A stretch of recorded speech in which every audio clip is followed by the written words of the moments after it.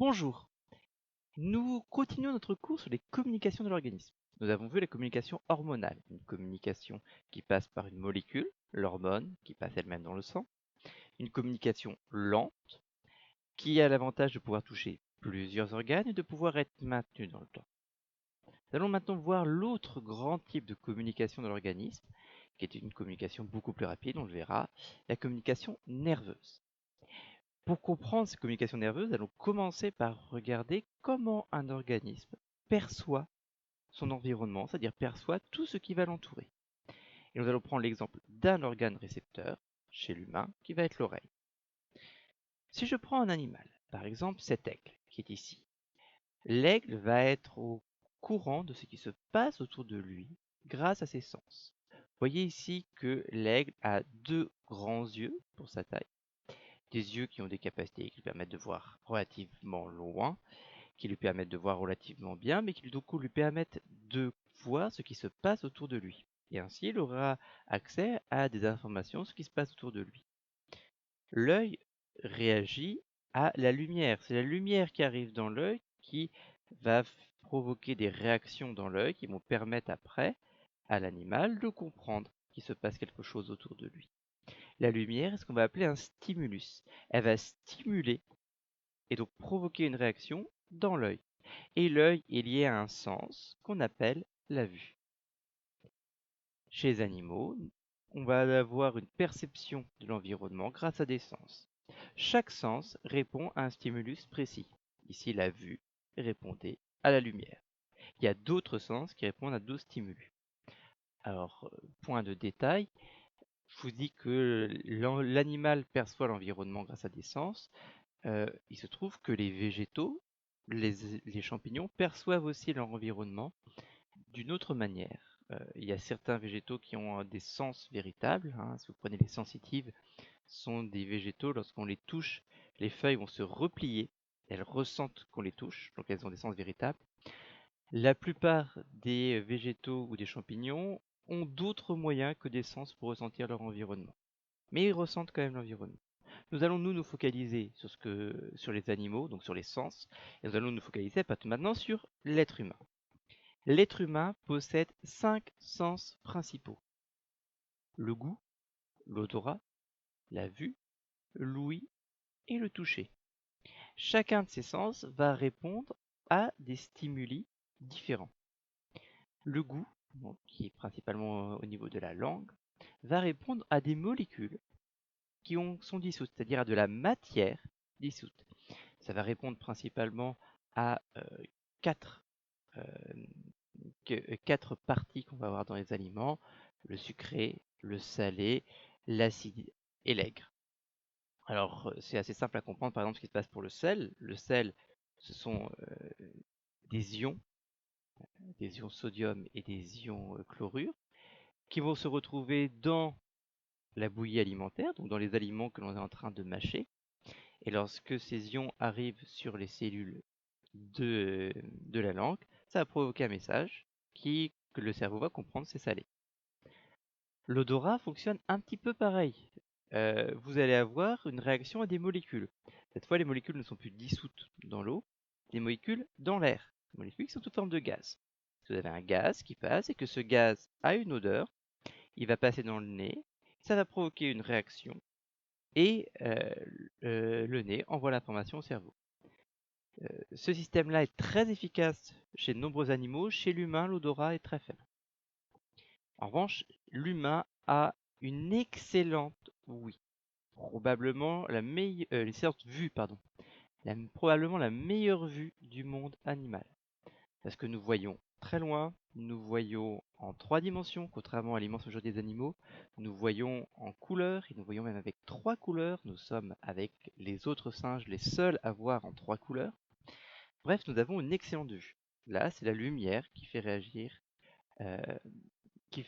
l'œil.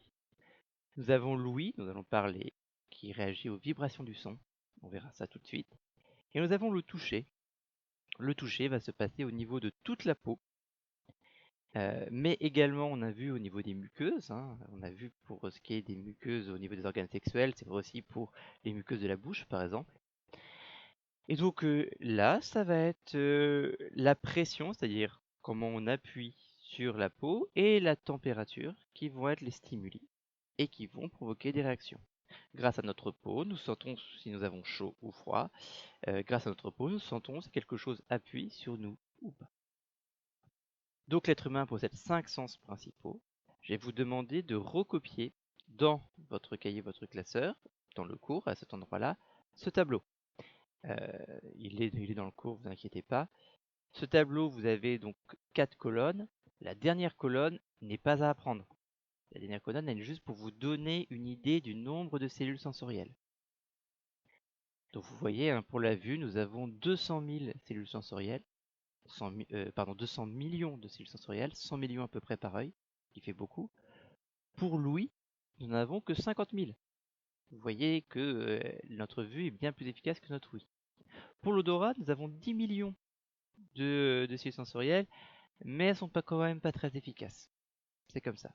Pour le goût, nous avons 400 millions, qui est assez efficace, qui explique qu'on peut sentir des différences de goût très précises. Pour le toucher, nous n'avons que 5 millions, c'est pas très efficace, mais comme c'est réparti sur la peau un peu partout, ça va nous donner des informations importantes. Chez l'être humain, le sens principal, c'est la vue. Il y a d'autres animaux pour qui ça sera l'odorat. Hein. Pensez aux chiens ou aux chats, ça sera surtout l'odorat. Il y en a certains pour qui c'est l'ouïe, les chauves-souris par exemple, etc. Nous allons nous intéresser maintenant à l'ouïe chez l'humain. Le son est en fait un mouvement de l'air, une vibration de l'air. Qu'est-ce qui se passe? Lorsqu'on a quelque chose qui produit un son, l'air bouge. Il va bouger. Et il va bouger avec, ici ça représente des petites parties d'air, pensez par exemple à des molécules, qui vont de temps en temps s'écarter, puis se rapprocher, puis s'écarter, puis se rapprocher, puis s'écarter, puis se rapprocher. Et ce mouvement-là va se déplacer, on dit qu'il se propage. Les molécules ne bougent pas forcément, mais le mouvement bouge. C'est une onde, exactement comme nous avons vu les ondes sismiques, même principe. Bah là, c'est une onde qui ressemble beaucoup aux ondes sismiques, mais qui se passe dans l'air. C'est exactement le même principe que les ondes sismiques que nous avons vues.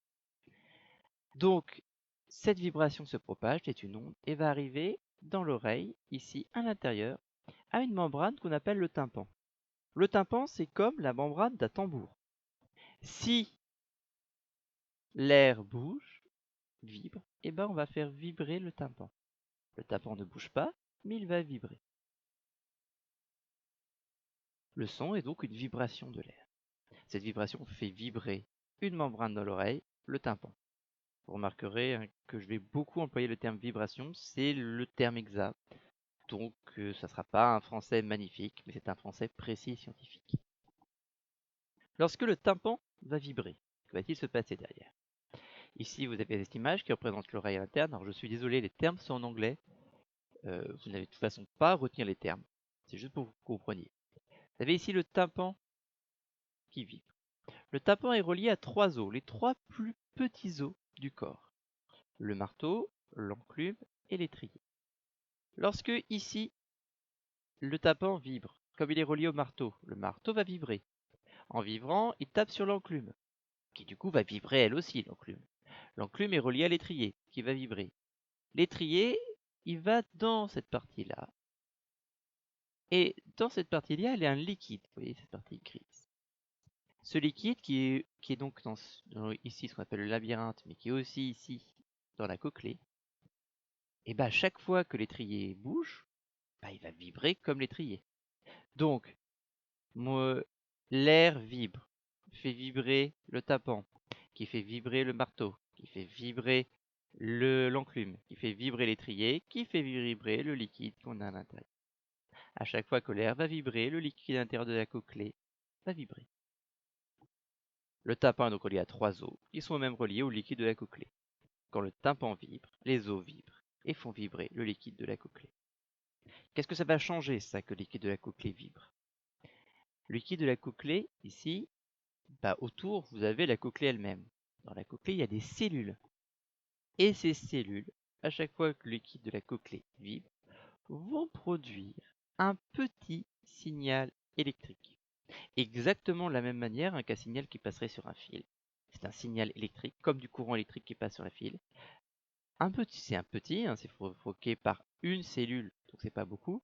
Donc ici, vous avez des centaines de milliers de cellules qui sont là et qui vont transmettre un petit signal électrique qui va passer sur cette partie que nous avons ici.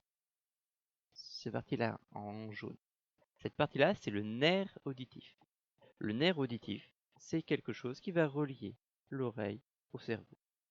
Donc, à chaque fois qu'on va avoir une vibration de l'air, donc un son, on fait vibrer tout ceci. Ça crée des signaux électriques, des petits courants électriques qui vont partir vers le cerveau. Et c'est ça que le cerveau va comprendre comme étant un son. Dans la cochlée, nous avons donc des cellules sensorielles qui réagissent au mouvement du liquide. Elles envoient alors un message sur le nerf auditif. Et le nerf auditif transmettra le message au cerveau. Nous verrons ça la prochaine fois. Vous avez, comme d'habitude, à recopier ce cours-là, y compris le tableau. Je vous rappelle, la dernière colonne du tableau n'est pas à apprendre. Elle est juste là pour vous informer.